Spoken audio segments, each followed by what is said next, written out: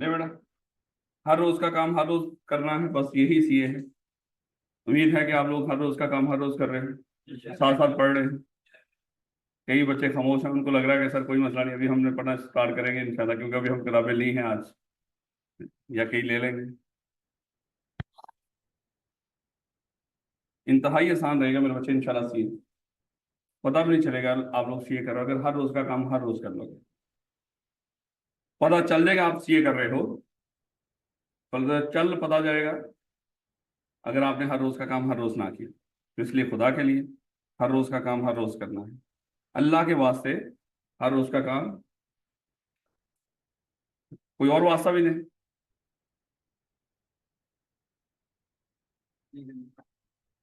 चलें, मेरे बच्चों को याद होगा कल हमने डिस्कस किया था how to set effective goals, यानी कि लोगों के साथ मिला लो और ऐसे गोल सेट करो कि लोग उनको अंदर से मोटिवेशन मिले, उनके खुद वो मोटिवेट हों। उसके बाद हमने डिस्कस किया था कि इस तरह गोल सेट करो कि साथ उसमें ऐसा सिस्टम होना चाहिए कि लोगों को फीडबैक भी मिले, है कि आपने कितना काम कर लिया, कितना करने वाला रहता है। जैसे अभी देखो ना, आप सीए कर रहे हो, है, जैसे जैसे पेपर पास करते जाओगे तो ऑटोमेटिकली फीडबैक है, भैया 21 पेपर हैं लोग 5 तो निकल गए, उसमें से पीआरसी में है 4 महीने के अंदर ही फटका दिया हमने। उसके बाद बाकी रह क्या गया, वो जो 15-16 रह गए वो भी देखना, ऐसे ही 5-5 6-6 महीनों के अंदर हमने खत्म करते जाना। तो ऐसे ही मेरे बच्चे फीडबैक मिलता जा रहा है आपको। उसके बाद हमने डिस्कस किया था स्मार्ट होना चाहिए, पर्सनल गोल कमर्शियल गोल के साथ अलाइन होना चाहिए, यानी कि जो ऑर्गेनाइजेशन के मकसद हैं वो हर बंदे के मकसद के साथ अटैच कर दो। जब वो बंदा अपना मकसद अटैच करेगा, पूरा करेगा, यानी कि चलो ऑर्गेनाइजेशन का मकसद पूरा करेगा तो उसका अपना मकसद पूरा होगा।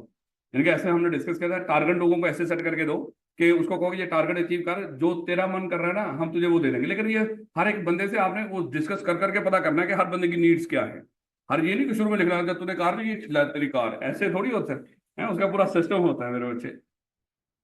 कहते कि मैन रिकॉर्डिंग होस्ट से them in A positive statement, हमने डिस्कस किया था पॉजिटिव स्टेटमेंट के अंदर होना चाहिए। ये नहीं करना ये काम 6 महीने में नहीं होगा, हम इसको 8 महीने में करोगे, भाई बकवास का सीधे तू कहे 8 महीनों में कर लेंगे, इट्स ओके। तो इसको क्या होना चाहिए, पॉजिटिव स्टेटमेंट, पॉजिटिव उसमें नजर आना चाहिए। और फिर हमने डिस्कस किया था कि गोल्स की प्रायोरिटी सेट करो, जो अहम है सबसे पहले, उसके बाद सेकंड अहम, थर्ड अहम, फोर्थ अहम, इस तरह करके। जैसे आप लोग जब 5 पेपर हैं, पांचों पेपर में सबसे पहले कहते हो भाई सबसे पहले अकाउंटिंग पढ़ो, पहली दफा देख रहे हैं इसको, है, या कई बच्चों का क्यूएम का मामला है, फिर दूसरे नंबर पे रखेंगे, नहीं भैया पहला पहला क्यूएम, दूसरा अकाउंटिंग, तीसरा इकोनॉमिक्स, चौथा बीसीआरडब्ल्यू, और आई2बी की तो औकात सर ने कहा वो तो वैसे ही बात हो जाए, उसका तो मसला ही नहीं। तो मेरा ख्याल है 5वें नंबर पे आप इसको थोड़ा सा टाइम देते। और जो बंदा जिस बंदे को जो जिसको जिसकी जो जो होता है ना, एक बंदा टेक्निकली जो स्किल्स के लिहाज से अपने अंदर स्किल्स पैदा करना चाह रहा है मैनेजमेंट की, वो सबसे पहले ये सब्जेक्ट पढ़ता है। उसको पता है ये सब्जेक्ट बड़ा मजेदार है, देखो ये मैंने कल मैनेजर बनना है, मुझे वही चीजें सिखाना। चले खैर ले बेटा, अब इसी चीज को हमने इम्प्लीमेंट करना है इस सिनेरियो के अंदर। कहते हैं example, the board of OT limited is currently formulating strategy, बस रीड करना है आपने इसको अच्छे तरीके से। बस वही चीज जो ऊपर आपने पढ़ी है वो आपको हकीकत में करके दिखाने लगा कि देखो एक ऑर्गेनाइजेशन है, वो क्या करने जा रही है, कोई फॉर्मुलेट स्ट्रेटेजी, वो स्ट्रेटेजी बनाने जा रही है for achieving it's business goals during the next 4 years. अगले 4 सालों के लिए उन्होंने कोई बिजनेस स्ट्रेटेजी बनानी है। ये स्ट्रेटेजी कौन बना रहा होगा, हाँ strategy manager top level. The board is of the opinion that, अब बोर्ड का मतलब क्या है, बोर्ड ऑफ डायरेक्टर है, जो कंपनी के, ये पढ़ेंगे अभी स्ट्रक्चर हमने पढ़ा नहीं, जो कंपनी के बड़े जो चलाने वाले हैं, बनाने वाले नहीं, मालिक नहीं, जो कंपनी को चला रहे हैं उनके लिए लफ्ज बोला जाता है board of director.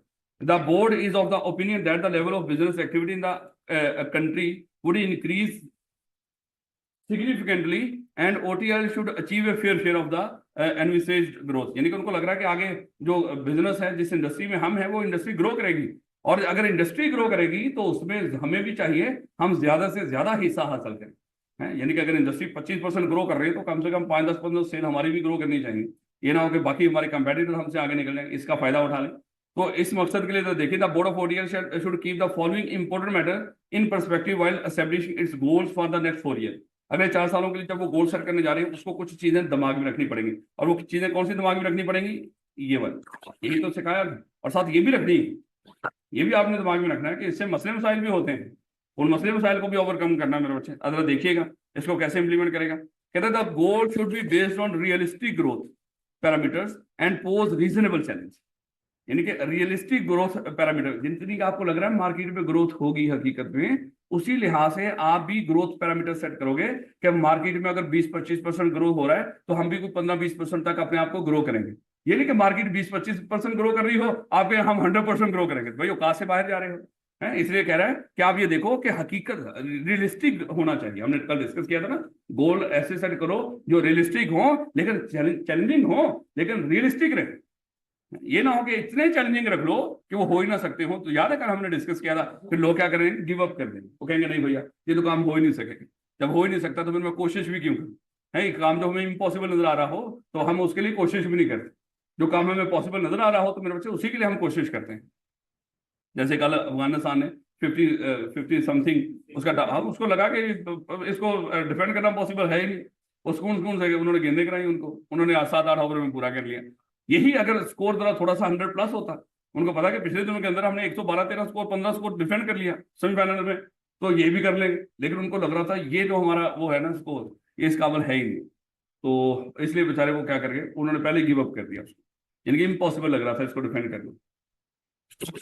The goal should be based on realistic growth parameters, यानी कि जितनी मार्केट ग्रो कर रही है उस लिहाज से, and pose reasonable challenge for the employee, और एम्प्लॉयज के लिए बहुत चैलेंजिंग ना हो, रीजनेबल हो चैलेंज, लेकिन रीजनेबल चैलेंज जो उनकी औकात में हो, सादा अल्फाज में। ओवर एम्बिशियस गोल्स और internal external constraints may frustrate the employ. Over ambitious goal यानी कि औकात से ज्यादा अगर गोल सेट करने की कोशिश की है, जिस तरह अभी हमने डिस्कस किया, मार्केट इतने ग्रो, आप उसको डबल ट्रिपल जाना चाह रहे हैं। इंटरनल एक्सटर्नल कॉन्स्टेंट्स, या जो अंदरूनी रुकावटें, पैसा इतना है नहीं, एम्प्लॉय को सिखा नहीं रहे कुछ भी, उनके ऊपर पैसा लगा नहीं रहे, उनको सहूलतें दे नहीं रहे हैं, और साथ उनको कह रहे हो ये चीजें अचीव करो, है ऐसे कैसे होगा। जैसे हमने अपनी क्रिकेट टीम को वो पहाड़ों के ऊपर फौजी ट्रेनिंग करवा के भेजा, भैया जंग लड़नी है उन्होंने, है भाई लोग क्रिकेट की ट्रेनिंग करवा के भेजते हैं, हमने फौजी ट्रेनिंग करवाई, तो भैया ये भाई ऐसे थोड़ी कोई क्रिकेट टीम मैच जीतेगी, है वहां पे उन्होंने क्या कोई बल्ला पकड़ के कोई सीखा है वहां पे उन्होंने भागना सीखा है कि भागना कैसे है पहाड़ों के ऊपर, जमीनों के, वो भाग के आगे वापस, तो जो सिखाना था वो सिखाया नहीं उनको। तो ओवर एम्बिशियस कह रहा कि या एक्सटर्नल कॉन्स्टेंट्स भी होगी। एक्सटर्नल कॉन्स्टेंट्स क्या होंगी मेरे बच्चे, आपके कंपेटिटर, आपको लग रहा है कि आप जो सोच के निकले हो आपका कंपेटिटर आपको करने देगा, चपेड़े कराएगा मेरे बच्चे को, कहेगा मेरा भी हिस्सा है इस मार्केट के अंदर, अगर तू अपना बंदोबस्त करके आया, बंदोबस्त मैंने भी कर रखा है। तो मेरे बच्चे एक्सटर्नल भी बड़ी सारी रुकावटें होंगी, और खाली यही नहीं, हमारे पॉलिटिकल हालात हैं, हमारे एक मुल्क के इकोनॉमिक हालात, हमारे मुल्क के सोशल हालात, हमारी टेक्नोलॉजी जो बाहर चेंज हो रही है रैपिडली, है रोज कानून चेंज हो रहे हैं, इन्वायरमेंट को लेकर मसले मसाइल लोगों के बने हुए हैं कि इन्वायरमेंट को प्रोटेक्ट करना है। अगर आप ऐसी एक्टिविटी करने जा रहे हो जो उसको इन्वायरमेंट को खराब करेगी, तो लोग फिर भी आपको वो काम नहीं करने देंगे। ये आगे जाके हम ये जितनी बातें पढ़ी है ना, ये मैंने ये आगे जाके हम एक लफ्ज पढ़ेंगे पेस्टल, ये एक्सटर्नल फैक्टर्स होते हैं। कंपेटिटर के साथ पेस्टल, यानी कि कंपेटिटर प्लस पेस्टल, ये वो फैक्टर हैं एक्सटर्नल जो आपको आपके मकासद को अचीव करने में रुकावट बन सकती है। ये पेस्टल क्या है, political, economic, social, technological, ecological और legal.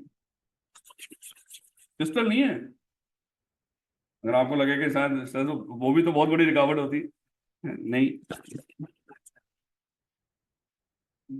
On the other hand, यही हमने डिस्कस किया था, if the goals are too easy to achieve, the employee may adopt a complacent or laid back attitude, यानी कि ये तो हो ही जाना है, जब दिल किया कर लेंगे, तो बड़े सुकून से फिर वो काम करेंगे। जैसे मैंने आपको कह दिया I2B तो पास हो ही जाना है, आपने सोचा होगा फिर कर लेंगे, पढ़ लेंगे जब दिल करेगा, तो आप क्या हो गया, आपका रवैया कैसा हो गया, ईजी हो गया भाई। कंप्लेसेंट का मतलब क्या है, इजी माहौल के अंदर, and not put in their best efforts, तो डेफिनेटली मेरे बच्चे आप उसके लिए बहुत अच्छी जो है बेस्ट एफर्ट आप लगा सकते हो, आप उसके लिए वो बेस्ट एफर्ट लगाओगे। मेरे बच्चे आप में एफर्ट लगाने की बड़ी हिम्मत है, यकीन करो, बस उसको हमेशा बेस्ट देने की कोशिश किया करो। जब आप अपनी बेस्ट एफर्ट लगाओगे ना, पूरी कोशिश करो, खुदा न खासा उसके बाद भी कोई चीज ना हो सके कोई दिक्कत नहीं है। लेकिन जब हमें आपको पहले ही पता होता, अभी देख लास्ट टाइम मैंने इतना नहीं पढ़ा था, अब देख रहा, तो भाई पहले तो इतना पढ़ लेता, 6 महीने तो जाया कर दिया ना तुमने, 6 महीने में कितना नुकसान हुआ होगा तुझे क्या पता। Employee should participate in the goal setting, क्या ये पढ़ा था हमने, एम्प्लॉइज को जब आप गोल सेट कर रहे हो तो एम्प्लॉइज को साथ मिला लो। हाँ, अगर आप अकेले फैसला करके उसके ऊपर इम्पोज करोगे, वो कहेगा हमने कौन सा कहा था ये काम हम कर सकते हैं, हमने पूछा था, अब नहीं हो सकता, कर लो क्या करना है, तो क्या करोगे। लेकिन अगर आप उनको साथ मिला लोगे, है गोल सेट करते वक्त उनको भी बिठाना चाहिए, यार ये काम हम ऐसे कर ले, कैसे कर सकते हैं, चलो उससे पूछो, अच्छा ये सेल अचीव करना चाहते हैं, हम उसके लिए क्या करें कि इतनी ग्रोथ हासिल कर रहे हैं इसके अंदर, वो आपको मशवरे देंगे। आप कहेंगे बात आपने बिल्कुल सही की है, ऐसे ही करते हैं। तो कल मेरे बच्चे एक्चुअली करना किसने, एम्प्लॉय ने है। कल अगर वो कहेंगे नहीं होगा, कहेंगे बकवास तो तुमने ही की थी, है कैसे कर सकते हैं। अब ये कैसे कह सकते हो कि ये नहीं कर सकते। इसलिए मेरे बच्चे लोग क्या करना शुरू कर देंगे, वो जो चीज उन्होंने करनी है वो एम्प्लॉय उसको ऑन भी करेंगे।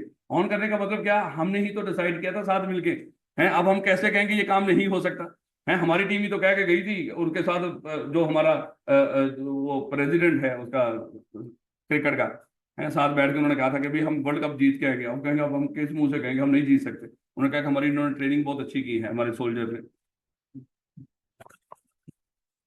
Employees should participate in the goal setting process because their input and involvement would self motivate them to make extra efforts to achieve the goals. उनको पता है कि भाई हमने खुद डिसाइड किया है, इसको हमने इस काम को ये नहीं करने देना कि ये हो नहीं रहा, ना ना, इसके लिए जो हो सके सर धड़ की बाजी लगाएंगे भैया, इस काम को करेंगे। आपको कहते हैं commercial goals of OTL should be aligned with the personal goals of employ. याद हमने पढ़ा था कि जब कमर्शियल गोल है, जितने परसेंट सेल बढ़ाना चाहते हो हर बंदे को टारगेट दोगे। अब देखो हम चाहते हैं कि हम 1 करोड़ की सेल बढ़ाएं, कितने डिपार्टमेंट्स हों, हर डिपार्टमेंट को, चलो 4 डिपार्टमेंट समझाने के लिए बात करूं, हर डिपार्टमेंट को कहो 25-25 लाख रुपए की आपने सेल इंक्रीज करनी है। हर डिपार्टमेंट के अंदर मान लो कि आगे 25-25 लोग हैं, उनको कहो कि हर एम्प्लॉय ने 1-1 लाख रुपए की सेल उसको वो करना है सेल, है। और जो एम्प्लॉय 1 लाख रुपए की सेल कर देगा, हम उसको मान लो कि किसी को कोई प्रमोशन करेंगे, किसी को हम बाइक लेके देंगे, किसी को हम सैर पे भेज देंगे, किसी को वर्ल्ड टूर पे भेज देंगे, है, किसी की शादी करवा देंगे, रौले मचा देंगे। तो क्या करो, इस तरह की बातें करो। अब ये जो अब सुखो सोचो वो जितने एम्प्लॉई हैं सारे 1-1 लाख रुपए की सेल कर देंगे, पक्की बात है मेरे बच्चे हमारे करोड़ की सेल वो जो हम चाहते थे वो हो जाएगी, और साथ फिर उनके जो मुकासद थे वो भी पूरे हो जाएंगे। तो इसलिए हमने डिस्कस किया था कि ऑर्गेनाइजेशन के जो कमर्शियल गोल है किसके साथ अलाइन कर दो, लोगों के पर्सनल गोल्स के साथ। लेकिन हर बंदे का पर्सनल गोल सेम नहीं होता। जैसे आप लोग यहाँ पे मैं पूछना शुरू कर दूं ना कि बेटा आपने सीए क्यों ज्वाइन किया, आपने क्यों ज्वाइन किया, हर बंदे का अपना अपना रीजन हो। ये ना कदम भी सोचो कि सर हम सब लोगों का एक ही मकसद है, ना ना, ये नहीं हो सकता मेरे बच्चे। कोई कुछ होंगे जो मैच कर दे, लेकिन ये नहीं होगा हम इतने, क्योंकि इतने भी मकसद कहाँ पे हो सकते हैं जितने लोग बैठे होंगे, इतने तो मकसद ही नहीं है। इसका मतलब कुछ लोगों के सेम भी होंगे, इतने क्यों ही।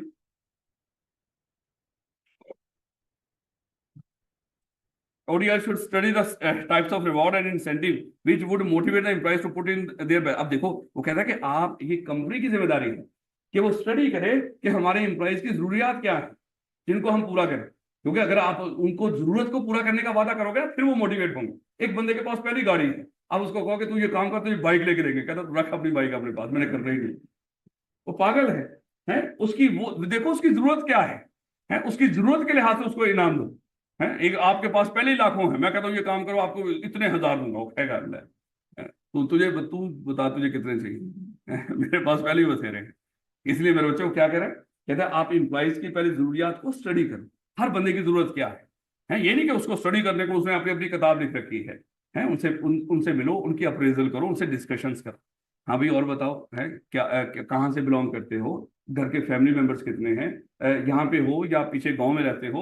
वो कहेगा यहाँ पे तो अपना घर है या किराए पे रहते हो, हैं तो क्या कोई कन्वेंस का क्या मामला है, इस तरह की बातें उनसे जनरल डिस्कस कर लो। फिर आपको खुद ही महसूस हो जाएगा कि इस बंदे की जरूरियात क्या है।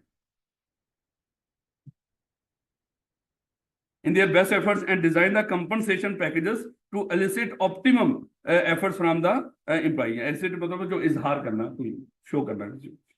तो ऐसे फिर उनके लिए कंपनसेशन पैकेजेस बनाओ उनकी जरूरियात को देखते हुए, जिससे उनको वो मैक्सिमम अपने एफर्ट्स लगाएं, ज्यादा से ज्यादा जोर लगा के मेहनत करके काम करें।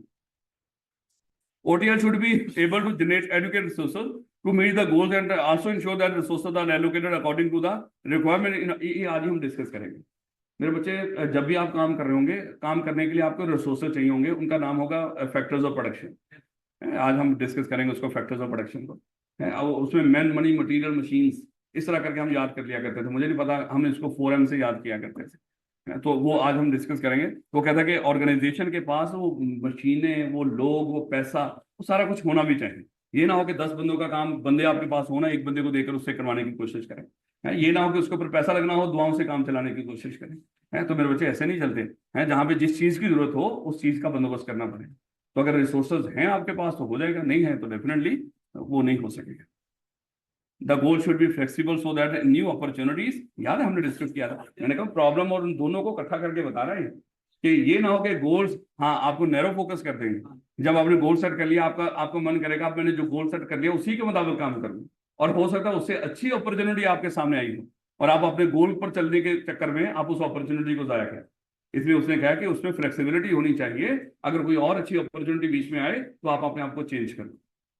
ए performance monitoring system should be implement, याद है हमने फीडबैक की बात की थी, है परफॉर्मेंस मॉनिटरिंग सिस्टम होना चाहिए। मॉनिटर कर रहा हो कि हमने ये गोल सेट किया था, इतने अरसे में हमने ये अचीव करना था, अभी तक कितना अचीव कर लिया, कितना अचीव करने वाला रह गया, और एम्प्लॉइज को बताओ भी, है अगर अचीव कर रहे हो वो वक्त से पहले जा रहे हैं उनको शाबाश दो, अगर नहीं तो कम से कम उनको बताओ भाई इतना के पीछे रह गए हो। जैसे याद है ये जो जब क्रिकेट मैच हो रहा होता है, जहाँ पे जिस मैच में बारिश हो जाए, वो डीएल मेथड के जरिए वहां पे बताया जा रहा होता है, बोर्ड के ऊपर लिखा नजर आ रहा होता है, अगली टीम को बताया जा रहा होता है भाई अगर अभी बारिश होगी तो आपको इतने स्कोर चाहिए होंगे कम से कम, कि अगर आप मैच इसके बाद ना हो तो आप जीते करार पाएंगे।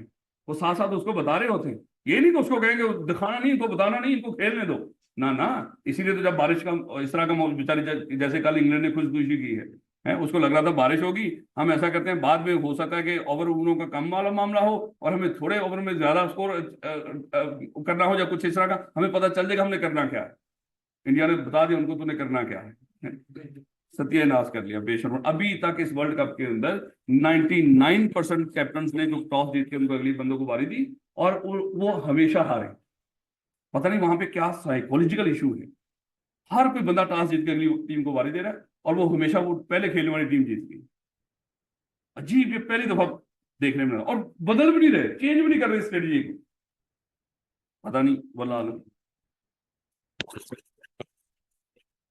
इतनी कोशिश की रात की आला इंडिया हार, सुकून से सोते हैं हम इतने दिनों से सुकून से सो रहे हैं, हम शायद भी सुकून से सो,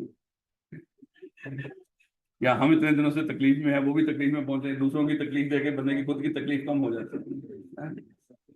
ये तो जनरल सी बात है, अल्लाह माफ करे। होता है ना कि जब रिजल्ट आता है आप कोई अल्लाह आपकी बात नहीं कर रहा, कोई बच्चा अकेला फेल हो बाकी पास हो, बड़ा दुख होता, सारी क्लास में रौला ही नहीं होता, सारे खुश होते। तो 1.5 अरब बंदा और फेल हो गए, यानी कि दुखी होके साथ बैठा हुआ आपके मोहल्ले के साथ ही है, तो खुद सोचे आप, आपका दुख रहेगा कोई। बड़ी कोशिश की लेकिन बेशर्म इंग्लैंड वाले, और नहीं वो बेचारे वो बहुत बड़े चौकर है, जिंदगी में पहली दफा वर्ल्ड कप में पहुंचे हैं, जो साउथ अफ्रीका वाले हैं।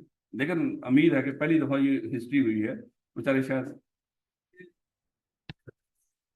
दुआ करो उनके लिए दिन रात अपना काम करो ले बेटा। उसके बाद अपने वर्कर जो है कि system of employee training and development should be implement, कह रहा है कि लोगों को ट्रेन करो, उनको डेवलप करो। अच्छा, ट्रेन और डेवलपमेंट में ना वैसे थोड़ा सा फर्क होता है। ट्रेन होता है किसी बंदे में एक खास सलाहियत के ऊपर काम करना, उसको ट्रेनिंग कहते हैं, और डेवलपमेंट में हम पूरी शख्सियत के ऊपर मेहनत करते हैं, इसमें फर्क होता है हल्का सा। यानी कि ये बिल्कुल कोचिंग और मेंटोरिंग जैसा मामला है, जैसे मैं यहाँ पे कोचिंग कर रहा हूँ या मेंटोरिंग कर रहा हूँ, शर्म करो, है मैं आपको मुआशरती मामला आपकी जिंदगी के असूल सारे नहीं बता रहा, शर्म तो नहीं आई इस तरह की बात करते हुए, मैं कोचिंग कर रहा हूँ। कोचिंग में क्या होता है, कोचिंग में सिर्फ एक चीज बताई जा रही है, मैं क्या I2P के अलावा कभी मैंने कोई और बात नहीं की आपको, जिंदगी के सुनहरी असूल कोई नहीं मैंने बताया, कामयाबी के असूल, तो खुदा का खौफ करो। लेकिन बहरहाल आपने सही कहा, यहाँ पे मैं पढ़ा रहा हूँ I2P, तो मैं क्या कर रहा हूँ, हाँ हाँ मैं कोचिंग कर रहा हूँ, इससे कोई फर्क नहीं पड़ता। हाँ लेकिन अगर मान लो कि आपके कोई और मसले मसाइल हो, आप मैं क्लास खत्म हुई, आपने मुझे फोन करके कहा सर मेरा एक और मामला है, सर मैं आपसे डिस्कस कर लूँ, मैंने कहा कर बेटा डिस्कस, है इस तरह के मामला डिस्कस कर रहे हो मुझसे, तो इस तरह की चीजें, फिर मैं मामला दूसरे मेंटोर की तरफ चला जाएगा।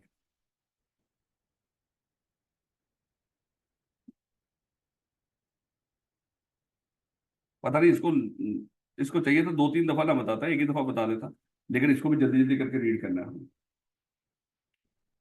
है तो वही तो, लेकिन क्या करूं, अगर छुड़वा दिया बाद में आपके फीडबैक में कहना सर को आता ही नहीं था, इसलिए सर ने छुड़वा दिया, अब मुझे 100 मसले उठाए हैं आपकी तरफ से। कहता है कि fancy apparel company limited is a garments manufacturing concern operating in the local market, producing apparel for the middle class, यानी कि थोड़ी सी ना तो गरीबों के लिए ना अमीरों के लिए, है, मिडिल क्लास के लिए कपड़े बना के बेच रहे हैं। The company has ambitious plan for the to enter the high fashion ladies garment business to achieve effective coordination. The management is opinion.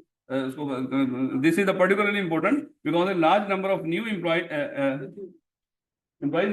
will be recruited who would work in a team environment with the existing workforce. ठीक हो गया। The new aim of company will be achieved. ये कहाँ से शुरू हो रहे हैं पॉइंट? अच्छा नीचे से। The new aim of company will be achieved by introducing and implementing formal goal setting process. याद है हमने डिस्कस किया था फॉर्मल का मतलब, हाँ हम खुद जो चीजें खुद प्लान करके।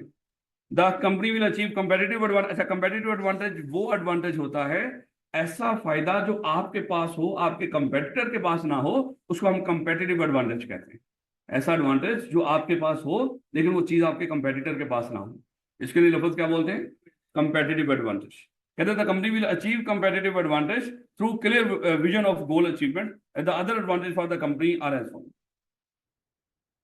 All the departmental heads and their subordinates would be fully aware of their responsibility and duties which they would have to perform during the next 2 years. यानी कि हर बंदे को उसके काम का पता होना चाहिए, डिपार्टमेंट्स के मैनेजर को, वर्कर्स को। उसके बाद the goal setting system should strengthen the departmental head and subordinate relationship because it would promote an environment of team efforts and the manager. यानी कि जो ताल्लुकात हैं डिपार्टमेंट हेड के और उनके सबऑर्डिनेट के, उस ताल्लुक को और मजबूत करे। यानी कि ऐसे गोल सेट करो इनके आपस के ताल्लुकात खराब ना हो बल्कि और बेहतर हो।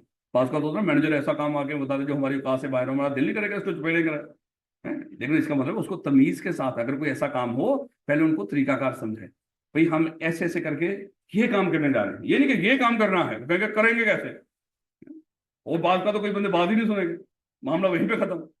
पहले उसको बताओ ये ऐसे ऐसे ऐसे करके ये करना है, खैर सर ये हम पेपर में ऐसे ऐसे करके रख देंगे, because it would promote an environment of team effort. तो इससे क्या होगा, जब मिलकर काम कर रहे होंगे तो इससे क्या होगी, टीम एफर्ट्स। जब लोगों को लगेगा हम टीम का हिस्सा है। जब किसी से कोई पूछेगा ही ना, जैसे आप लोगों से घर में कोई पूछता ही, आपको लग रहा होता है हम घर का हिस्सा है, लेकिन जब आपसे पूछा जा रहा था आपको लग रहा होता है हम भी इस घर के हिस्सा है। And manager would not be considered as arbitrary decision maker, यानी कि ये नहीं लगेगा कि वो अकेला ही फैसले कर रहा है, बल्कि है क्या है कि मिलके फैसले कर रहे हैं। The goal setting should be self correcting characteristics, यानी कि फ्लेक्सिबल हो, अगर कुछ गलत हो जाए उसमें चेंज होने के चांसेस हो, ये ना हो कि उसमें वो चेंज ही ना हो सकता। As any slippage in performance would be identified immediately and corrective measure taken. और उसमें ये भी होना चाहिए कि अगर कुछ गलत हो रहा हो तो गोल ऐसे सेट करो कि अगर कुछ गलत हो वो भी आपको पता चल जाए। ये बैग आपने पहन रखा है कि वैसे पीछे रखा हुआ? अच्छा वैसे रखा, मैंने कहा कि शायद छुट्टी का टाइम है। The goal setting system should help to identify worker deficiencies and lead to development of training. कोई बात में गोल ऐसा सेट करो जैसे वर्कर की डेफिशिएंसी का पता चले। और ये बस रीड करना है वैसे, इसको याद करने नहीं बैठ जाना खुदा के लिए। All individuals in the organization would know in advance the basis of their performance appraisal. अच्छा परफॉर्मेंस अप्रेजल क्या होती है? परफॉर्मेंस अप्रेजल होती है मेरे बच्चे जब हम एक किसी एम्प्लॉय की परफॉर्मेंस की एक देखो, चलो आप हमारे पास सीएफई में काम कर रहे थे, आप हर रोज आके कहते हो सर वो मेरी प्रमोशन कर दो, सर मेरी तनख्वाह बढ़ा दो, सर मैंने छुट्टियों पे जाना है, सर आज कोई फलाना बीमार है, सर मैं इस वजह से ये सारा कुछ करते जा रहे हो आप, हर रोज आके ये भी कह रहे हो मुझे प्रमोट कर दो। फिर हम एक दिन आपको बुला लेंगे, आज बैठो बैठो हमारे सामने, ये आपकी कारकर्दगी है पिछले 6 महीने। अब तू हमें बता तुझे हम रखें या निकालें, तू प्रमोशन की बात कर रहा है, इसको कहते हैं परफॉर्मेंस अप्रेजल। यानी कि किसी बंदे का जो भी, जैसे अल्लाह ताला खैर आफियत वाला मामला करे और हमारा आखिरत में जो हमारा हिसाब किताब है वो हमारे किस हाथ में हो, दाएं हाथ में है, तो वो मेरे बच्चे एक्चुअली हमारी क्या होगी, इस जिंदगी की परफॉर्मेंस अप्रेजल है, वो सारी परफॉर्मेंस अप्रेज करके उसका अंदाजा लगा के जो अच्छाई बुराई होगी सारी आपके सामने रख दी है। तो इसी तरह हम वर्कर को सामने बैठा के उसकी सारी जो उसके करतूत हैं उसको बताते हैं। अगर उसके करतूत ऐसे हों कि वो प्रमोट हो सकता हो तो उस अप्रेजल के साथ ही हम उसको खुशखबरी देकर भेजते हैं। अगर उसकी हरकतें ऐसी हो तो हम उसको कहते हैं बेटा अपना बंदोबस्त कहीं और कर ले। तो ये मेरे बच्चे इसको क्या बोलते हैं, परफॉर्मेंस अप्रेजल, यानी कि अप्रेज करना, किसी का अंदाजा लगाना, जांच पड़ताल करना सादा अल्फाज। The goal setting should would help to closely monitor the market trends and adapt to the change in the market taste and preferences। यानी कि मार्केट के अगर फैशन टेस्ट प्रेफरेंस यानी कि होता है ना, ये लोगों की बात कर, अगर आज लोगों के टेस्ट और प्रेफरेंसेस चेंज हो, अब लोग घरों में खाना पसंद नहीं करते, बाहर खाना पसंद करते हैं, चाहे अल्लाह माफ करे उनको जो मर्जी खिला दो, और लाहौरी तो जो दिल करता है खाए जा रहे हैं, लेकिन हम खाए जा रहे हैं। लेकिन जो उसके बावजूद लोगों के टेस्ट और प्रेफरेंसेस, मेरे बच्चे आज के दौर में क्या हो रही है, चेंज हो रही है। अब लोग क्या करेंगे, लोग बाहर से शवारमा खाएंगे हैं, और जो शवारमा बेचते हैं वो कहते हैं अल्लाह की कसम 90% हम मरी मुर्गी खिलाते हैं, लेकिन हमने तो वाकई बड़ा शवारमा खाना है 70 रुपए में, है। तो जब वो बड़ा शवारमा, वही टेस्ट तो उसका गोश्त जैसा ही होता है ना, चाहे मरी हो जिंदा हो, है, इससे कोई फर्क तो नहीं पड़ता, क्या पड़ता है अल्लाह माफ करे। सर उसको पड़ता होगा ना, वो गुनहगार होता होगा, हमें क्या पता जिंदा थी या मरी थी, है, हमने तो खा ली। लेकिन मेरे बच्चे उसके कोई सेहत के ऊपर भी असरात पड़ते हैं, इस तरह की चीजों से जितना हो सके परहेज किया कर। अब बंदा वो खुद क्लेम कर रहा है, वो खुद कह रहा है कि मैं सप्लायर हूं इस लाहौर का, और 90% तो मैं सप्लाई करता हूं इन शवारमा वालों को, और वो क्या है, सारी ठंडी मुर्गी होती है, और बाकी वो बाकी 10% का सिर्फ वो सप्लायर नहीं, ये नहीं कि वो जिंदा होते हैं, बाकी 10% का वो सप्लायर नहीं, बाकी वो जो कोई और सप्लायर होगा वो भी ऐसा ही होगा। अल्लाह माफ करे, ये नहीं कहना कि सर आप भी डॉक्टर वो फलाने की तरह वो जो बेशर्म सा है आप भी बयान दिए जा रहे हो, नहीं नहीं मेरे बच्चे, ये तो इसमें तो रौला ही कौन। आपको लग रहा है इतनी गर्मी के अंदर जहां पे बंदे मर रहे हैं वहां पे वो ब्रॉयलर मुर्गे जिंदा रहते हो? ना ना मेरे बच्चे, इसलिए ध्यान से।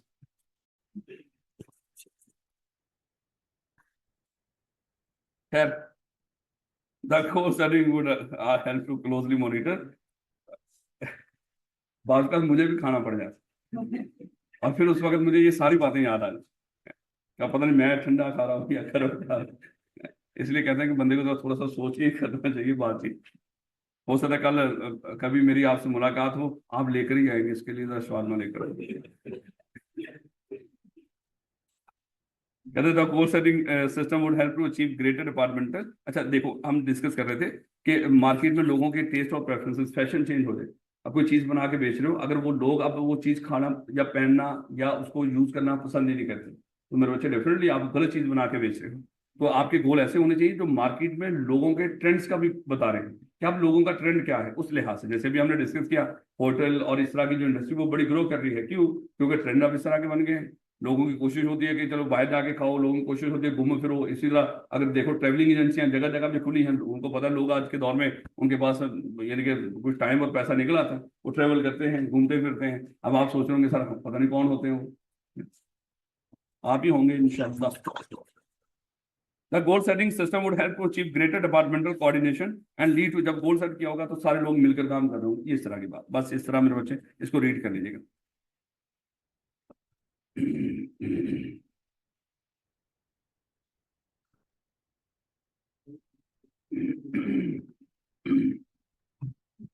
लेवड, अगर आपने कोई कारोबार करना है तो कोई भी कारोबार करने से पहले जरा सोचिएगा कि उसके लिए आपको कुछ चीजें चाहिए होंगी। जो चीजें चाहिए होंगी उनका नाम है मेरे बच्चे factors of production.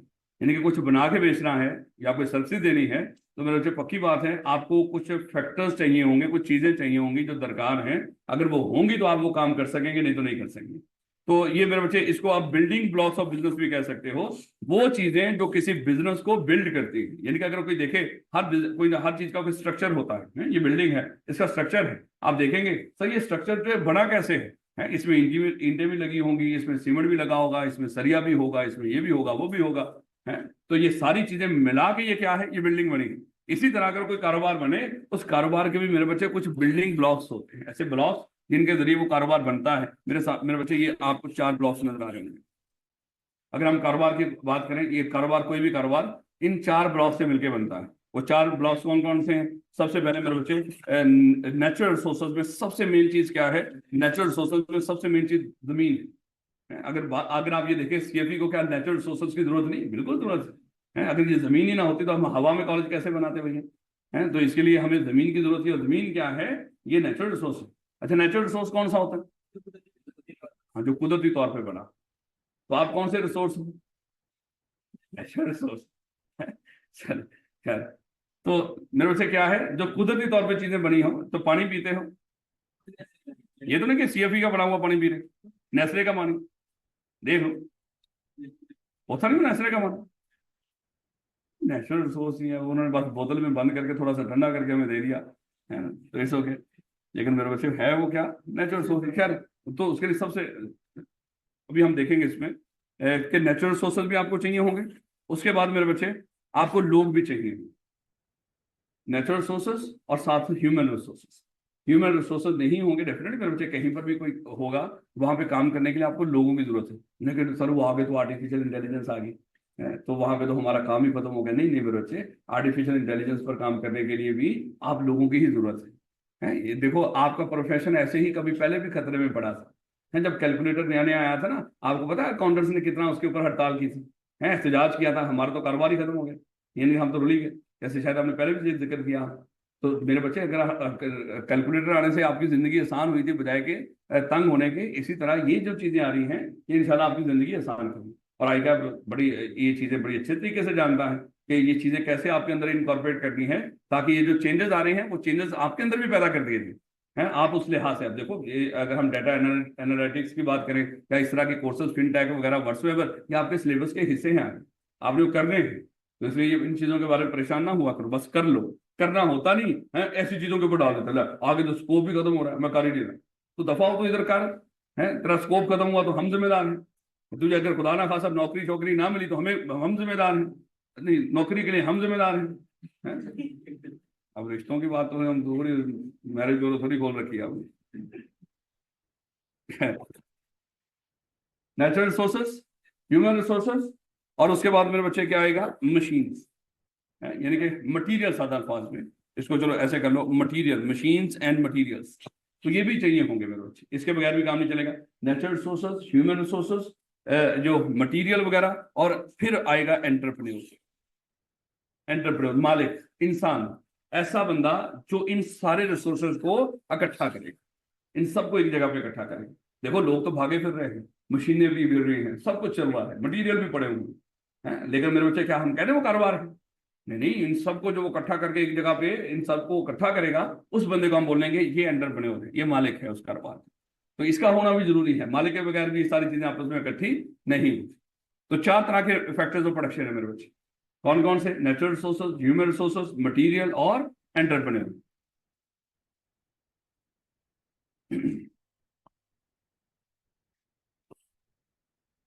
To provide goods and services regardless of whether they operate in the profit, for profit or not for profit sector। देखो मेरे बच्चे, कई सारे ऐसे इदारे हैं जिनका मकसद प्रॉफिट कमाना होता है, कुछ ऐसे इदारे भी हैं जो नॉट फॉर प्रॉफिट है। अगर हम ईथी वालों की बात कर लें तो नॉट फॉर प्रॉफिट है। मुझे बताएं क्या वहां पे इंसान है, वहां पे नेचुरल रिसोर्सेज इस्तेमाल होते हैं, वहां पे मशीनें इस्तेमाल होती हैं, सब कुछ ये वहां पर, और बंदे हैं जो सबको इकट्ठा करके लेके चल रहे हैं। अल्लाह जन्नतुल फिरदौस में जगह दे, पहले वो थे, अब उनकी बाकी औलाद है। Organisation require inputs in the form of resources call factor of production, यानी कि जो मर्जी इदारा उसको रिसोर्सेज चाहिए, और उन रिसोर्सेज का नाम क्या होता है, फैक्टर ऑफ प्रोडक्शन। कहते हैं कि 4 traditional factors of production are common to all productive activity. ये याद रखिएगा, एमसीक्यूज में सीधा पूछ लेगा, which of the following is a factor of production या which of the following is not a factor of production. इसको जरा गौर से पढ़ लीजिएगा। तो कौन कौन से होंगे, नेचुरल रिसोर्सेज जो अल्लाह ताला के बनाए हुए हैं, ह्यूमन रिसोर्सेज ये भी अल्लाह ताला का बनाया हुआ है, लेकिन नेचुरल रिसोर्सेज में उस तरह अलग करके रखना है इसको, ह्यूमन रिसोर्सेज और कैपिटल एंड एंटरप्राइज। कैपिटल में मेरे बच्चों आ जाएगी मटीरियल, मशीनें वगैरह। कहते हैं कि पैसा भी आ जाएगा, कहते हैं कि मैनी एक्सपर्ट लिखा हुआ, many experts no include knowledge as a fifth. हाँ ये भी याद रखिए, वो कहेगा देखो ये 4 फैक्टर प्रोडक्शन है, कुछ एक्सपर्ट ने इसमें एक 5वां भी ऐड किया है, वो इन 4 में से, नीचे 4 ऑप्शन दे रखे हैं, बताएं इन 4 में से कौन सा 5वां फैक्टर है? तो याद रखिएगा वो कौन सा है, knowledge as a fifth factor, क्योंकि नॉलेज के बगैर भी ये सारा कारोबार चलाना मुश्किल है। Acknowledging its key role in a business success by using the factor of production efficiently, a company can produce more goods and services with the same resource। यानी कि इन रिसोर्सेज को अगर आप सही तरीके से इस्तेमाल करोगे, शायद आप अपने कंपेटिटर से ज्यादा अच्छे तरीके से आप ज्यादा फायदा उठा सकते हैं अगर सही इस्तेमाल करो। यानी कि नेचुरल रिसोर्सेज, बाकी लोग हैं, जिस बंदे की जो काम आता हो उस बंदे को वो काम दो, है जो वो काम आता हो वही काम करेगा, तो वो ज्यादा सही करके भी देगा, ज्यादा करके भी देगा। ये ना हो के, चलिए खैर इसको पढ़ेंगे। नेचुरल रिसोर्सेज को देखिएगा मेरे बच्चे, कहते हैं कि natural resources include any resource और कमोडिटीज। कमोडिटी मतलब कोई भी चीज को कहते हैं, that can be used in their natural form, यानी कि जैसी है वैसे ही इस्तेमाल हो रही हो, इसके लफ्ज बोलते हैं, ये नेचुरल फॉर्म के अंदर हम उसको इस्तेमाल कर रहे हैं। They include farmland, forest, minerals, and oil deposit, mineral होता है ना मादनी जो जमीन से चीजें निकाली जा रही है, and oil deposits and water. कहता है कि some time natural resources are simply called land, यानी कि नेचुरल रिसोर्सेज में अब जमीन भी सादा इसको कहते हैं, क्योंकि सारी चीजें जमीन के ऊपर बनी हुई है नेचुरल या जमीन के अंदर है, तो सादा अल्फाज भी वो जमीन का हिस्सा ही, तो हम उसको जमीन भी कह दिया करते हैं। As you can see, the terms means more than just land, यानी कि लेकिन मेरे बच्चे समटाइम नेचुरल सोचता सिंपली जमीन, लेकिन ये जमीन से क्योंकि बाकी चीजें बीच में शामिल हो जाती हैं, इसलिए मोर देन जमीन हो जाती है। कहते हैं कि companies use natural resources in different ways. A paper manufacturing company use wood pulp to make paper. अब जाहिर बात है उसको वो लकड़ियों का गोदा चाहिए होता है ताकि वो पेपर बना सके, वो दरख्त पूरा इस्तेमाल नहीं कर लेते। आपके सामने ये पेज पड़े हुए, इनमें मेरे बच्चे ये दरख्तों से ही बनाए गए हैं, लेकिन उसका एक पूरा तरीकेकार से बनाए गए हैं। And A utility distribution company use water, oil और कोल टू प्रोड्यूस इलेक्ट्रिसिटी। अगर किसी ने बिजली बनानी तो उसी पानी को वो क्या कर रहे होंगे, इलेक्ट्रिसिटी या ऑयल शॉयल सारा इस्तेमाल होता है उसके अंदर। And remain the most obvious natural resources that is commonly used by business to produce goods and services, land. And मैंने पढ़ा agriculture business rely on land to grow crops, other business rely on land to establish a site for production of their goods and services। होता है ना कि अक्सर जगह पे लिखा होता है साइट फॉर फलानी कंपनी, ये जगह हमने फलानी कंपनी के लिए लेकर रखी हुई है, यहाँ पे शायद उन्होंने फैक्ट्री लगानी है, कुछ इस तरह का लगा के रखा होता है, लेकिन भले जमीन जमीन जमीन जमीन। उसके बाद आ जाते हैं ह्यूमन रिसोर्सेस, उसमें मेन क्या होता है, लोग, लेबर। लेकिन यहाँ पे ह्यूमन रिसोर्सेज मालिक की बात नहीं कर रहा, भी याद रखिए, मालिक को एंटरप्रेन्योर में रखेगा एंटरप्राइज के अंदर। कहता है कि human resources are the people who are able to perform work for a business. जो लोग एक कारोबार के लिए काम करके दे रहे हो, they may contribute to production by using their physical abilities such as working in a factory to construct a product. देखो फिजिकल एबिलिटीज भी और मेंटल एबिलिटीज दोनों तरह के होते हैं। देखो ज्यादा मेहनत जो करता नजर आ रहा होगा, शायद आपको जो मुशक्कत करता नजर आ रहा होता है वो फिजिकल एबिलिटी मजदूर है, लेकिन उसके पीछे कौन होता है, दिमाग वाला बंदा। और ज्यादा पैसा किसको मिल रहा होता है, दिमाग वाले बंदे, और वो दिमाग वाले बंदे आप हो। फिलहाल तो मजदूर ही, जब वो इंशाल्लाह बन जाओगे, ये प्रोसेस में आप प्रोसेस में गुजर रहे हो, दिमाग वाले बंदे बनने। Alternatively, they may contribute by using their mental abilities, such as proposing a change in the existing production process। यानी कि वो जो वो होगा, मैनेजर होगा, जो सुपरवाइजर होगा, उनको बता रहा होगा नहीं नहीं ऐसे नहीं ऐसे करो, वैसे नहीं वैसे करो, वो दिमाग वाला बंदा भी है जो उनको बता रहा होगा। और मोटिवेटिंग अदर वर्कर्स, या उनको काम के लिए मोटिवेट कर रहा होगा, है जैसे वो एक फौज होती है, उसकी एक प्लाटून होती है, प्लाटून का एक जो भी हेड है वो दिमाग इस्तेमाल कर रहा होता है कि कब हमने कैसे अटैक करना है किसी जगह पर। बाकी तो ठा ठा गोलियां चलाने वाले, जिधरों को कह दोगे, जिस वक्त कह दोगे गोली स्टार्ट कर देंगे। लेकिन ये ना हो कि दुश्मन चुप करके बैठा होगा, इनकी गोलियां पहले खत्म होने तो काम खराब हो जाएगा। कैपिटल क्या हुआ, the tools, machinery, equipment, buildings use to produce. अच्छा देखो, आपने ये नहीं कहना सर बिल्डिंग तो नेचुरल सोर्स है, नहीं, ये बिल्डिंग, ये ऊपर की बात है, जमीन से ऊपर जो चीजें हैं ये बिल्डिंग की बात हो रही है। The tool, machinery, equipments, buildings use to produce goods and services and get them to consumer are known as capital. यानी कि मशीनें, मशीनें, इमारतें, जो चीजें भी मटीरियल और मशीन, सादा अल्फाज में। Sometimes the term capital also used to mean the money that buys machinery. और फिर बात कर कहता है कि कैपिटल के अंदर पैसा भी आ जाता है, क्योंकि पैसे से ही ये मशीनें, बिल्डिंग्स, हम सब कुछ बनाते और खरीदते हैं। Factory and production, however, because money itself produce nothing। वो पैसे की खुद की कोई औकात नहीं होती। हाँ, पैसे से जो चीज खरीदते हो उसकी औकात होती है। होता ना, कई लोग किसी को सजा के तौर पे, होता ना मूवीज के अंदर, उसको कहता है ये तूने पैसा इकट्ठा किया ना, ला खा खा इसको। पैसा वो तो कुछ नहीं, मेरे बच्चे पैसा नहीं। होता ना, वो हीरो विलन को आखिर पे पैसा खिला रहा होता। Correct, however, because money itself produce nothing, it is not one of the basic input। इसका मतलब इस पैसे से आप आगे कुछ और चीजें करते हो, इससे लोग हायर करते हो, इससे मशीनें, बिल्डिंगें, फैक्ट्री, सारा कुछ बंदोबस्त करते हो। इंस्टेड इट इज, ये कुछ सादी सादी चीजें हैं, बोर मैं भी हो रहा हूँ, लेकिन रीड करना है, कोई काम की चीज तो है नहीं इसके अंदर, लेकिन मैंने छिड़वाने नहीं, क्योंकि फिर आपने फीडबैक मेरा खराब कर दिया। Instead it is a means of, ये क्या है, acquiring the inputs, therefore the in the context capital does not include money। ठीक हो गया, यानी कि ये क्योंकि कहता है कि इन सब का एक जरिया बनता है, इसलिए हम उसको कैपिटल में शामिल नहीं कर रहे पैसे को। Physical facilities are typically necessary to produce many goods and services. Physical facilities यानी कि वो जो होता है ना फैक्ट्री उसकी बात कर रहे हैं। Especially in the recent year, technology has enabled business to use their capital more effectively। यानी कि टेक्नोलॉजी ने हमारे पैसा है उसको बड़ी हद तक सही तरीके से इस्तेमाल करना हमें सिखा दिया है। खैर, एंटरप्रेन्योर ये कौन है बोला? मालिक। ये फजूल बातें हैं, बस थोड़ी सी रहेगी। एंटरप्रेन्योर कौन है? मालिक। कहता है कि entrepreneurs are the people who combine the inputs of natural resource और लेबर कैपिटल। यानी कि ऊपर के तीनों फैक्टर्स को जो बंदा इकट्ठा करता है एक जगह पे, उसका नाम है entrepreneur. and capital to produce goods or services with the intention of making a profit or accomplishing a not for profit goal। यानी कि जिसका मकसद प्रॉफिट कमाना नहीं, वो अपने मकसद को अचीव करने के लिए इनको सबका इकट्ठा करता है, लोगों की वेलफेयर के लिए इकट्ठा करता है, और जिसका मकसद प्रॉफिट कमाना है वो प्रॉफिट कमाने के लिए इन सबको इकट्ठा करते हैं। These people make the decision that set the course for their businesses। They create products and production processes or develop people। Product ये चीजें बनाते हैं और चीजें बनाने के लिए पूरा प्रोसेस भी बनाते हैं। यानी कि अगर हम यहाँ पे बात करें, यहाँ पे हम आप लोगों को पढ़ा रहे हैं, लेकिन पढ़ाने के लिए एक पूरा प्रोसेस है मेरे बच्चे। उस प्रोसेस से गुजर के ही एक टीचर आप तक पहुंचता है।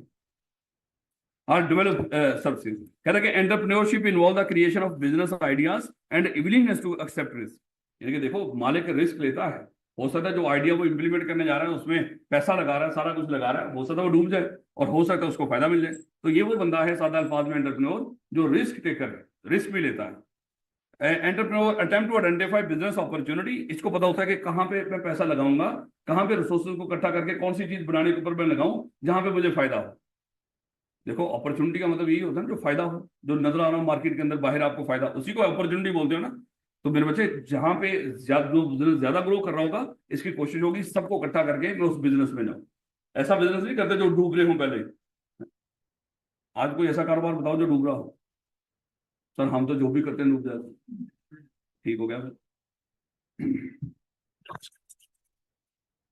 When they find one, they invest some of their own resources to create a business with the expectation that they will earn adequate profit as a reward for their effort। यानी कि अगर उनको कोई opportunity नजर आती है, उस opportunity में फिर इन सबको इकट्ठा करके पैसा लगा देते हैं, और इस चक्कर में तो शायद इनको क्या मिलेगा, इसके बदले में रिवॉर्ड मिलेगा, प्रॉफिट मिलेगा। However, they also face the risk that the profit of the business may not be as high as expected। क्या हो सकता है लॉस में। In fact, if expenses exceed revenue, तो हमने डिस्कस किया था, फिर क्या आ जाएगा, प्रॉफिट में भी negative and the business could fail. यानी कि प्रॉफिट नेगेटिव कब होते हैं, जब वो लॉस सादा अल्फाज। In a free market economy. Free market economy क्या है, जहाँ पे हाँ चीजें पड़ी हों और लोग अपनी मर्जी से खरीद रहे हों सादा अल्फाज में है। तो यानी कि जो जो प्राइस वगैरह हैं वो डिमांड और सप्लाई से रिलेटेड हो, तो समझ लो ये फ्री मार्केट इकोनॉमी है। डिमांड बढ़ गई तो प्राइस बढ़ गए, डिमांड कम होगी तो प्राइस कम हो गए, कुछ इस तरह की जहाँ पे माहौल हो, समझ लो ऐसी क्या होती है, फ्री इकोनॉमी।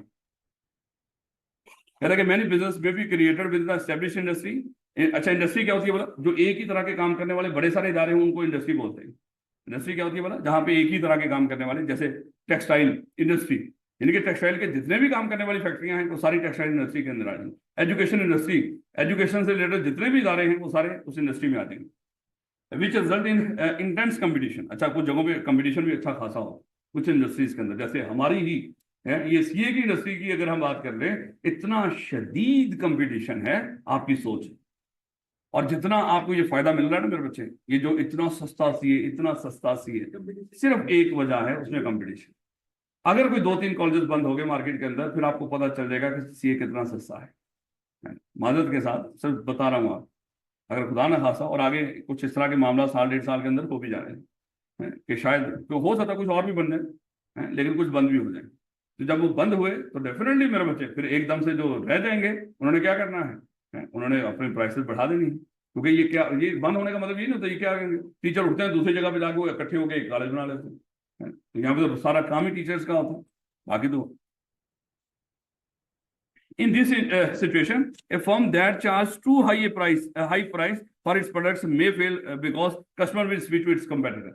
क्योंकि देखो यहाँ पे यही ना, जो ज्यादा फीस लेने की कोशिश करता है, बच्चे उसको छोड़ के दूसरे कॉलेज में चले जाते हैं। यही होता है मेरे बच्चे, डेफिनेटली फिर जब लोग उसके पास जाएंगे नहीं तो वो फेल ही होगा, और क्या होगा। Similarly, a firm that is not well managed may fail because its expenses are too high. जो अच्छे तरीके से मैनेज ना की जा रही है। देखो आप लोग घर से पैसा लेकर आते हो, एक्चुअली वो घर से जो पैसा लेकर निकलते हो महीने के शुरू में, वो पूरे महीने के लिए हो, लेकिन माशाल्लाह आप 2-4 दिन के अंदर ही वो सारा पैसा उड़ा देते हो। एक्चुअली आपने वो फाइनेंस मैनेजमेंट सही नहीं की। लेकिन एक और भी बच्चा होगा जो वो भी मेरे बच्चे आपकी ही तरह वहां पे पढ़ रहा होगा, लेकिन उसने क्या किया होगा, उसने उतने ही पैसों में पूरा महीना शायद मैनेज कर लिया होगा। तो ये मैनेजमेंट स्किल्स भी मेरे बच्चे बड़ी इंपॉर्टेंट होती है। अगर अच्छे तरीके से मैनेज कर रहे हो तो शायद चलते रहो, अच्छे तरीके से मैनेज नहीं कर रहे हैं, कई हैं जो महंगा शायद कर रहे हैं लेकिन चीजों को शायद और अच्छे तरीके से मैनेज करके वो लोगों से ज्यादा पैसे भी लिए जा रहे हैं। This risk of failure can reduce the motive to create a business, यानी कि इस वजह से लोग ज्यादा बिजनेस में जाते हैं। Entrepreneurs should realise that if they overestimate the potential profitability, यानी कि अगर उनको लग रहा है फलानी जगह पे बड़ा पैसा है और manage the business पूरली, they will lose the money. Love it, थोड़ी सी काम की चीज, थोड़ी सी नहीं काफी काम की चीज।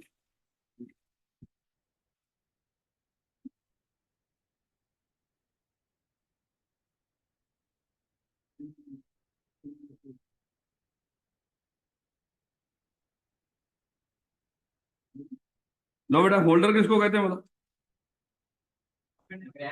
जिसने किसी चीज को थाम रखा उसको होल्डर कहते हैं। और स्टे किसको कहते हैं, जो हम खाते हैं, ये वो नहीं, अच्छा इंटरेस्ट होता है, सूद वाली इंटरेस्ट, मुफाद वाली interest. Stakeholder in a business, एक बिजनेस का मुफाद होल्डर, सादा अल्फाज, या ये कह लो कि अगर कोई बिजनेस हो, हर वो बंदा, अगर कोई बिजनेस हो, हर वो बंदा जो इस बिजनेस को, या चलो पहले तो इसी के अल्फाज देखो, हर वो बंदा, या बंदा नहीं खाली कोई और ऑर्गेनाइजेशन भी, कोई और इदारा, स्टेक होल्डर कौन होगा, कोई और इंसान भी, यानी कि जिंदा इंसान भी हो सकता है या कोई और इदारा भी हो सकता है, जिसका इस बिजनेस में किसी तरह का मुफाद, जिसका इस बिजनेस में कोई मुफाद, या बिजनेस का इनके साथ कोई मुफाद जुड़ा, तो ये लोग मेरे बच्चे क्या होंगे, ये उसके स्टेक होल्डर। हर वो बंदा या कोई और ऑर्गेनाइजेशन जिसका किसी बिजनेस के अंदर कोई मुफाद हो, या बिजनेस का उनमें कोई मुफाद हो, मेरे बच्चे ये दोनों साइड से, तो ये सब लोग क्या है, उसके स्टेक होल्डर्स है। या सादा अल्फाज में इसको ऐसे भी हम पढ़ सकते हैं, हर वो बंदा या ऑर्गेनाइजेशन जो किसी बिजनेस को इन्फ्लुएंस कर सकते हैं, यानी कि उस पर असरअंदाज हो सकते हो, तो मेरे बच्चे वो, या हर वो बंदा या ऑर्गेनाइजेशन जिसको बिजनेस मुतासर कर सकता हो, इफेक्ट कर सकता हो, इन्फ्लुएंस कर सकता हो, तो वो क्या होंगे, उसके स्टेक होल्डर। इनके स्टेक होल्डर को जैसे मर्जी समझो, हर वो बंदा या ऑर्गेनाइजेशन जिसका मुफाद हो, या जिनमें ऑर्गेनाइजेशन का मुफाद हो, या दूसरे लफ्जों में ये कह लो, हर वो बंदा या ऑर्गेनाइजेशन जो बिजनेस को इफेक्ट कर सकते हो या इन्फ्लुएंस कर सकते हो, या बिजनेस उनको इफेक्ट या इन्फ्लुएंस कर सकता हो, वो क्या होगा, उसका स्टेक होल्डर। अब जरा आपके सामने सीएफई है, तो हम ये देखें कि कौन कौन से इसके स्टेक होल्डर हो सकते हैं, यानी कि ऐसे कौन से लोग हैं, इदारे हैं जिनका इस बिजनेस के अंदर, सीएफई के अंदर स्टेक हो सकता है। तो सबसे पहले तो मेरे बच्चे इसके मालिकों की बात करो, क्या मालिकों का इस बिजनेस में स्टेक है, या उनका कोई मुफाद नहीं है? क्या यहाँ पे जो एम्प्लॉइज, अच्छा यहाँ का ये जो जिनसे उन्होंने ये बिल्डिंग रेंट पे ली होगी, क्या उनका कोई स्टेक है? तो आप लोग जो यहाँ पे पढ़ रहे हो, जो उसके कस्टमर हो, क्या आपका कोई स्टेक है? क्या आपके घर वालों का कोई स्टेक है? क्या आपके घर वालों का कोई स्टेक है? घर वालों का स्टेक है, हाँ है। या उनके फ्यूचर, उनके बच्चों का, उनका फ्यूचर और उनके बच्चों का फिर आगे फ्यूचर है, वो किसके हाथ में है? उस कॉलेज के। उनका ध्यान रखेंगे भैया, जिस कॉलेज को हम पैसे दे रहे हैं, पैसे आप खुद दे रहे हैं, पैसे तो घर वाले दे रहे हैं, क्या सही जगह पे सही मकसद के लिए पैसे लग भी रहे हैं कि नहीं है? उनका भी स्टेक है, वो भी चाहते होंगे जितना पैसा हम दे रहे हैं उस पैसे में जो मुफाद हमें मिलना चाहिए हमारे बच्चे को, वो मिल भी रहा। इसका मतलब क्या हुआ, वो भी डायरेक्टली क्या है, हमारे स्टेक। इसीलिए तो ध्यान रखते हैं, पूछते हैं कॉलेज से, हमारे बच्चे की जरा रिपोर्ट दे। क्यों पूछते हैं? हम कहें नहीं तुम कौन होते हो भैया, अल्लाह माफ करे, हम आप हो ही कौन जिसको हम ये अपनी रिपोर्ट दें? इसका मतलब उनका स्टेक है, हमें पता है वो स्टेक होल्डर है, इसके उनका हक है हमसे पूछना, और हमारी जिम्मेदारी है उनको बताना। इसलिए आप लोगों को कई घर वाले आपके बताते नहीं, लेकिन हमसे वो रिपोर्टें लेते हैं। इसलिए जरा थोड़ा सा ध्यान रखा करो इन चीजों का, ये ना समझा करो कि हम वैसे ही हैं यहाँ। खैर, और फिर अक्सर हम उनको कहते हैं, सर वो आप अपने बेटे की ऐसा करें, सर वो मुझे तस्वीर भी तो भेजे ना, मुझे क्या पता वो इन बच्चों में वो कौन है। फिर वो भेजते, मैं कहूँगा सर ये तो मैंने कभी क्लास में देखा ही नहीं। फिर वो कहेंगे ला भाई अब तो अटेंडेंस के मामला पता करें, बच्चा हॉस्टल में तो रह रहा है, स्कूल में कॉलेज में क्यों नहीं जा रहा। तो ये ध्यान रखा करो मेरे बच्चे ऐसी चीजों में। तो सर अगर आपने उन्हें कभी देखा ही ना हो क्लास में, तो फिर इसमें हमारा क्या कसूर है। वो जैसे वो बच्चा लास्ट में जो बैठा, वो मुझे नहीं पता वो कौन है, नजर आ गया नहीं बेटा।